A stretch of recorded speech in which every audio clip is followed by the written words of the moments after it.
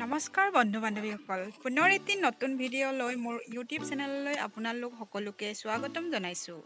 আশা কৰিছোঁ এই ভিডিঅ'টো চাই আপোনালোকে বহুত বেছি ভাল পাব।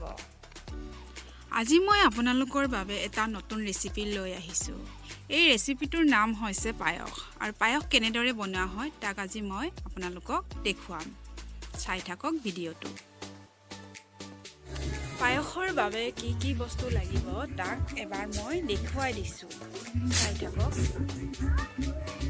কেইটামান তেজপাত, সোৱাদ অনুযায়ী চেনি, খিচমিচ কেইটামান, কাজু বাদাম কেইটামান, আৰু এয়া জহা চাউল 1 ঘণ্টামানৰ আগত তিয়াই থৈ দিব লাগিব। আৰু এয়া দেখিছে 3 লিটাৰ গাখীৰ। গাখীৰখিনি মই অলপ প্ৰথমতে গৰম কৰি লৈছোঁ। গাখীৰখিনি ভালদৰে উতলা হোৱাৰ পিছত জহা চাউলখিনি মই এনেদৰে দি দিছোঁ। আপোনালোকে চাই থাকক কেনেদৰে দিয়া হৈছে। আৰু এটা কথা মনত ৰাখিব, গাখীৰৰ পৰিমাণটো সদায় জহা চাউলৰ পৰিমাণতকৈ বেছি হ'ব লাগিব, মানে জহা চাউল অলপ কমাই দিব লাগিব। চাউলখিনি দিয়াৰ পিছত হাতাৰে খুব ঘনাই ঘনাই লৰাই থাকিব লাগিব। চাই থাকক। এয়া মই এনেদৰে হেতাৰে লৰাই দি আছোঁ, আৰু গোটেই বস্তুখিনি উতলিবলৈ দি দিছোঁ। ইয়াৰ লগে লগে মই তেজপাতখিনি এনেদৰে ইয়াত দি দিছোঁ আৰু হেতাৰে লৰাবলৈ আৰম্ভ কৰিছোঁ। খুব ঘনাই ঘনাই হেতাৰে লাৰি থাকিব লাগিব, কিয়নো বস্তুখিনি যাতে তলত লাগি নাযায়। আৰু এনেদৰে হেতাৰে লাৰি লাৰি গোটেই বস্তুখিনি উতলিবলৈ দিয়া হৈছে। চাই থাকক। ইয়াৰ লগে লগে মিহি মিহিকৈ কাটি থৈ দিয়া কাজু বাদামখিনি মই ইয়াতে দি দিছোঁ। চাই থাকক কেনেদৰে দিয়া গৈছে।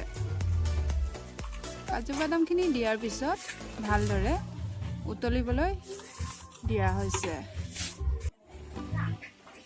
তাৰ লগে লগে তিয়াই থৈ দিয়া খিচমিচখিনিও ইয়াত মই এনেদৰে দি দিছোঁ। চাই থাকক ভালকৈ কেনেদৰে মই দি দিছোঁ। দি দিয়াৰ পিছত গোটেই বস্তুখিনি লৰাই পুনৰ উতলিবলৈ দিয়া হৈছে। মাজে মাজে এনেদৰে মই হেতাৰে লৰাই আছোঁ। এয়া দেখিছে নহয় কেনেদৰে ইতিমধ্যে দেখিছে চাউলখিনি সিজি গৈছে, আৰু চাউলখিনি ভালকৈ সিজাৰ পিছত এয়া মই চেনি দি দিছোঁ। আপোনালোকে মনত ৰাখিব, চাউলখিনি ভালকৈ সিজাৰ পিছতহে চেনিখিনি দি দিব লাগে। এয়া চাউলখিনি সিজিছে, এতিয়া মই চেনি দি ভালদৰে হেতাৰে লৰাই দিছোঁ। এতিয়া মই ইয়াত মৌ আৰু অলপ ঘি দি বস্তুখিনি লৰাই আছোঁ আৰু নমাই থ'ম লগে লগে।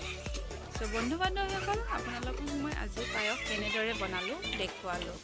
যদি এই ভিডিঅ'টো চাই আপোনালোকৰ ভাল লাগে তেনেহ'লে লাইক কমেণ্ট কৰিব, লগতে শ্বেয়াৰ আৰু ছাবস্ক্ৰাইব কৰি দিব। ধন্যবাদ।